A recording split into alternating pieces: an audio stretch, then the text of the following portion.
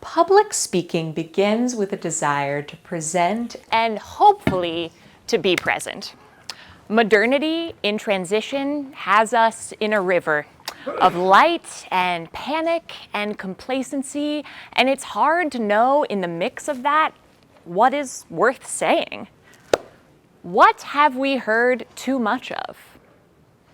I can't tell you because you are alive in a completely different world than me or than the person sitting next to you. A stranger once, the person sitting next to you, but a stranger no longer because you're sitting next to them watching me, Sophia Valera Heinecke, doing some public speaking for you now.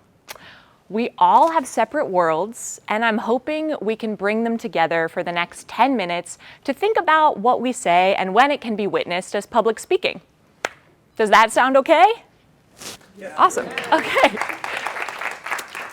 Your world has a window, though. That window is your phone. If you are feeling brave, please let the person sitting next to you know the last thing that you looked at on your phone before my speaking began. Just tell them like one little thing.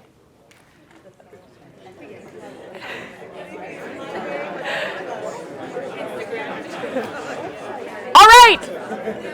So the person who was listening just now become the speaker and share one thing that you looked at on your phone before my speaking began. The listener should be speaking now.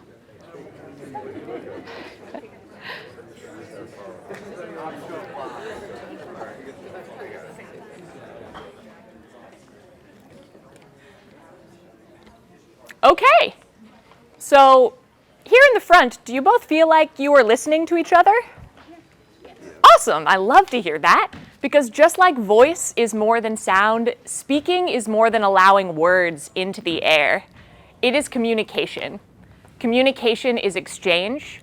Sometimes communication can happen in silence, and sometimes silence can be maddening, ghosting, the absence of anything but fear. I'm really hoping no one is afraid. I'm really hoping that no one is afraid I'm going to call on them if they don't want to be called on. Let us banish the residual fear from the unpreparedness of grade school pop quizzes.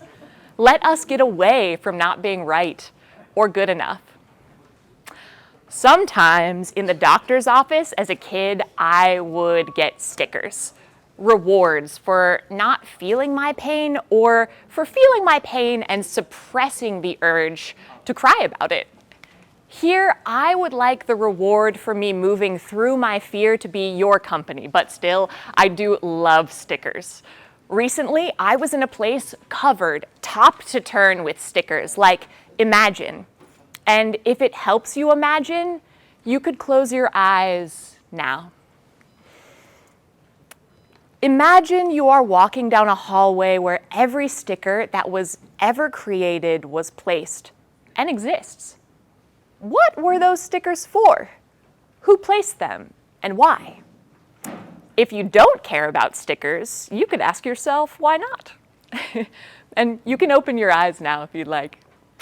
Apparently, stickers started in ancient Egypt where merchants grew tired of always telling prices for goods in the market, so they would put up a sticker and point, essentially to continue more than one transfer of information at the same time.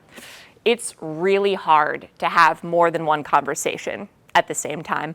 I feel like I can't control the amount of conversations I'm engaged in, and it can be really overwhelming to be deliberate in all of them. But what I couldn't control in the hallway of stickers was where I kept looking. I kept thinking if every sticker was a verbal communication, that this would be the loudest place in the history of humanity. Like decades of communications layered and fading and sticking onto each other. I mean, I could take it in all at once, but not deliberately. I don't think I've ever heard that many voices in a theater on a stage all at once. And I think the smallest stage is there in your pocket, in your hand. Is that a stage where you have a voice? Is that a site where what you deliver will be received with care, with importance? When I think about my mouth as the site of delivery for all of my public speaking, I think about a much more accomplished public speaker than me. His name is Ocean Vuong, and he's a brilliant writer and professor.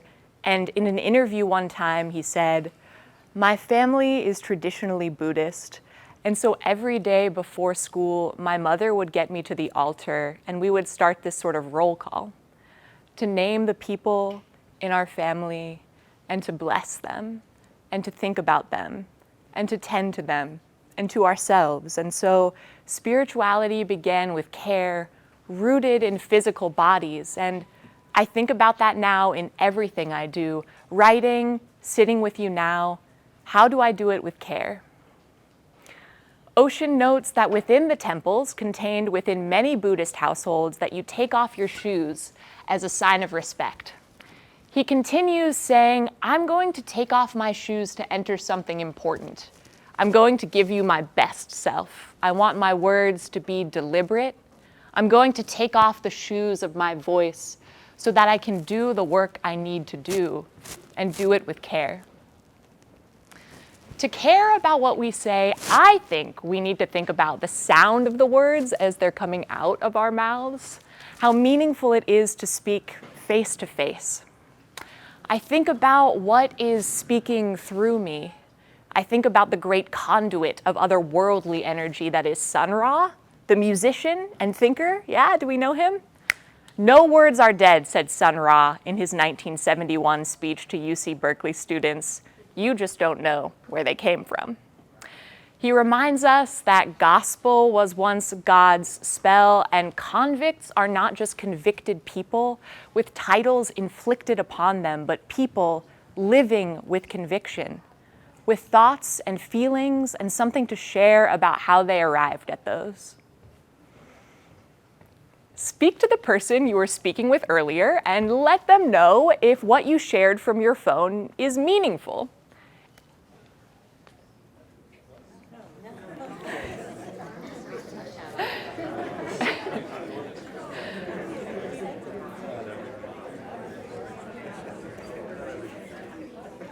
All right, the person who is listening, become the speaker now. And if it's not meaningful, don't be ashamed to share that either. Like, it's just your phone.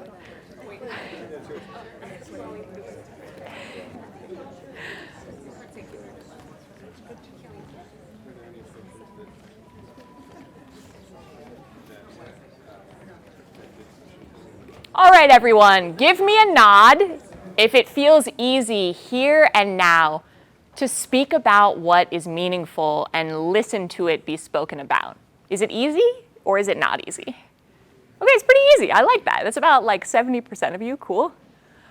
But in the face of great loss, then how should we try to speak? Like, imagine a circumstance where you have to stand in front of a beautiful group of strangers or people committed to your cause and tell them something really disappointing. You have to announce plans have changed.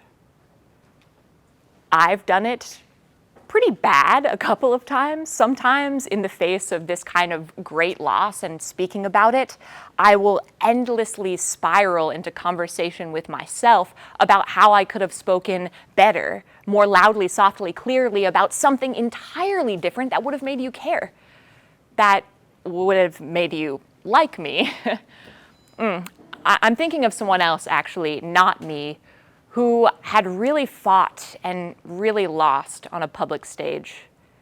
This occurrence of public speaking was a turning point for many Americans in my lifetime, and it was not what was said, it was how. When we face people to tell them something, I think no matter how hard it is to say, whatever it is that we have to say, we have to be absolutely present. You can't just be there to get it over with. Bad news is disheartening, but nothing is worse than being dismissed, than dismissing other people. That is shutting down your listening. And in moments of great loss, actually, I don't even think speaking and listening are enough. Really, quality public speaking in the face of death and tragedy and loss of freedom begins with witnessing. witnessing a flood of feeling washing away both order and chaos into numbness. You with your voice wielded well can bring us back from numbness.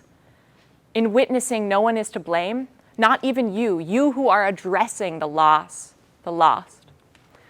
Loss is learning, if you can remember it.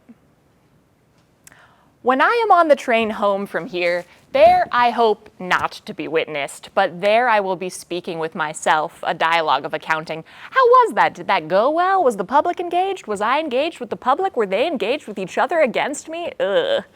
One day, I hope we will evolve to connect together without connecting against, but in case that never happens, we can see conflict as a prompt for unity.